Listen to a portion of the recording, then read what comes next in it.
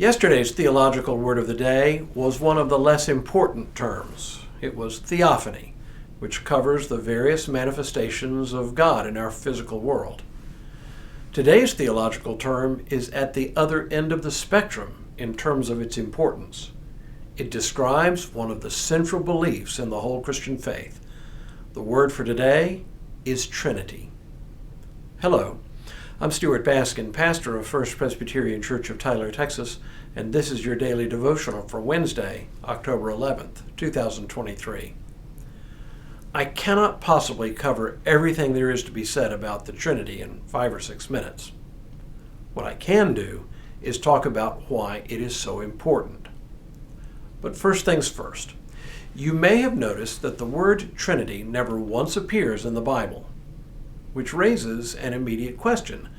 How can something so central to Christian faith not be mentioned in the Bible? The answer is actually pretty simple. The word does not appear in the Bible, but the idea behind the term comes directly from the Bible. The most obvious passage in the Bible to start from is the very end of the Gospel of Matthew, the passage we often call the Great Commission. Now, the 11 disciples went to Galilee, to the mountain to which Jesus had directed them. When they saw him, they worshipped him, but some doubted.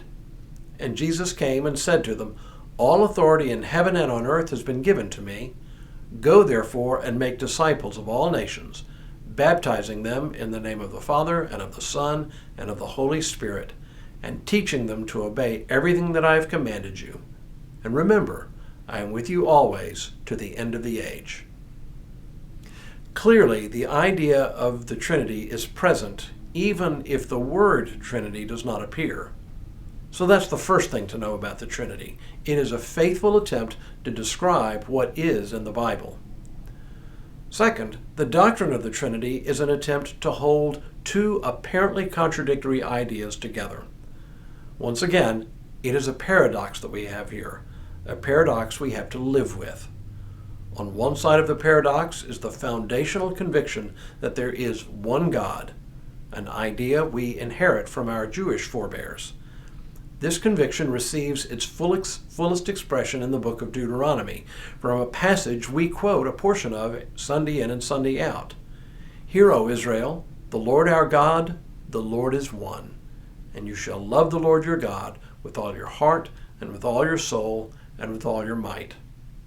Fantastic. We worship one God.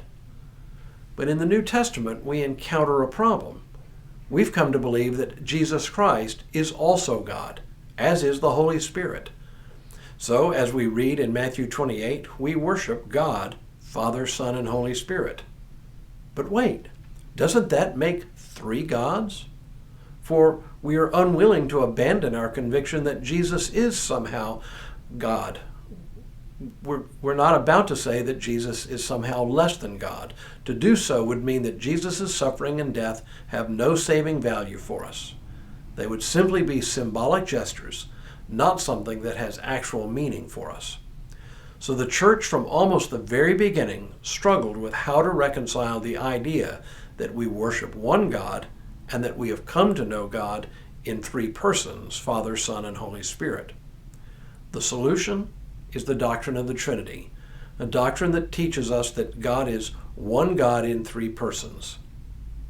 If you struggle to make logical sense of this paradoxical statement, all I can say is quit struggling. It doesn't work as a bit of logic. Instead, it is more like a piece of poetry. I find people who get twisted up trying to make logical sense of it are the ones who understand it least. It becomes easier to understand, I think, to envision the Trinity as poetry, describing what is literally indescribable. Tomorrow, let's talk about the Christian meaning of the word vocation.